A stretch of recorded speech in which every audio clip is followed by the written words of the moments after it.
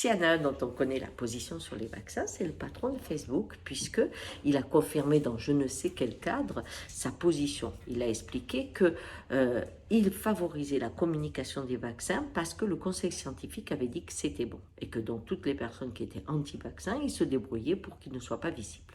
C'est simple.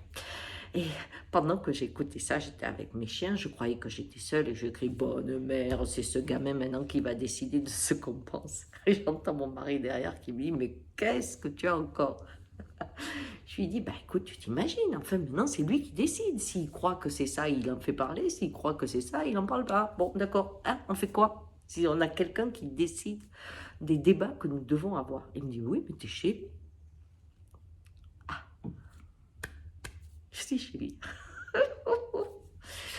Et là, c'est la douche froide pour moi.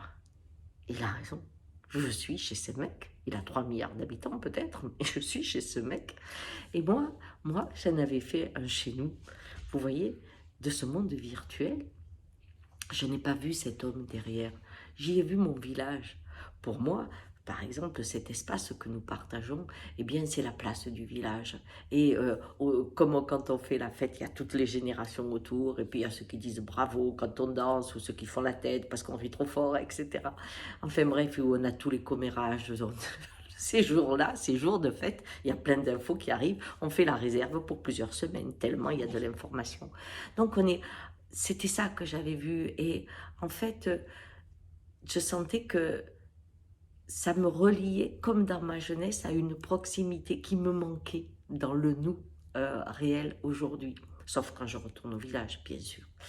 Mais je me suis dit, est-ce qu'il y a un endroit public? Qu'est-ce que j'entends par public? Un endroit où ça appartiendrait à personne. Et en me posant cette question, j'ai remonté le temps. Je devais avoir 7-8 ans. J'ai mis une femme qui s'appelait la Marthe. Elle habitait avec Victor. Et elle avait gardé des chèvres. Et en fait, j'aimais aller avec elle dans les bois. Mais elle faisait un truc incroyable. Quand elle arrivait à l'orée du bois, elle se signait. Et alors moi qui suis protestante, au départ, j'y comprenais rien, qu'en plus, elle me le faisait un truc sur le front. Et alors je disais, mais qu'est-ce que tu fais? Elle dit, ben, quand tu rentres chez quelqu'un, tu frappes pas. Je disais, si. Et ben, quand tu vas à la forêt, tu fais pareil. Tu lui demandes si elle est d'accord. Parce qu'au moins, quand elle est d'accord, et ben, figure-toi, il t'arrive rien. Parce que tout le monde est d'accord pour t'accueillir.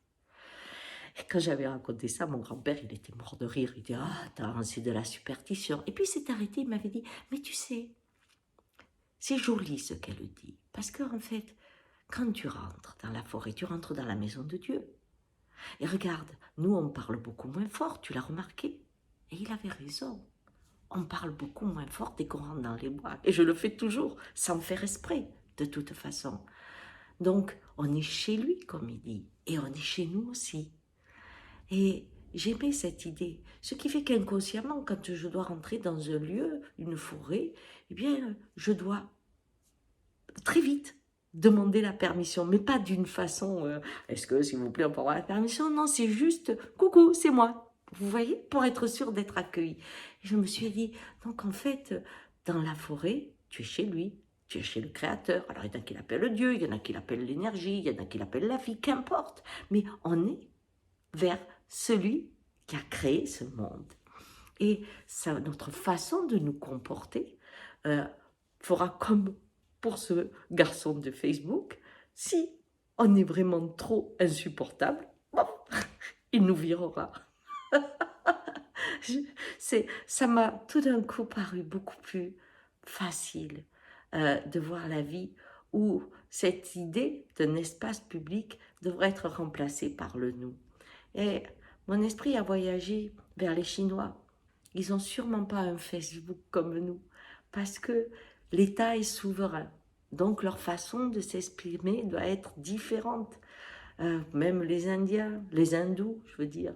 Et nous, pendant le Covid, on pourrait dire que on en a une belle Europe, parce qu'on avait une façon de danser avec cette épreuve qui était très proche. Notre nous virtuel, il appartient sûrement à quelqu'un qui a ses règles, bien sûr. Notre nous réel appartient aussi a une intelligence, a un esprit qui nous dépasse. Et il y a les règles aussi. Donc peut-être que la liberté, c'est de bien comprendre les règles pour pouvoir y vivre pleinement et retrouver aussi ce qu'on appelle l'intime, qui est son territoire, là où se trouve votre âme et votre cœur, et là où ne rentrent que ceux qui, avec délicatesse, ont su vous apprivoiser. Ciao!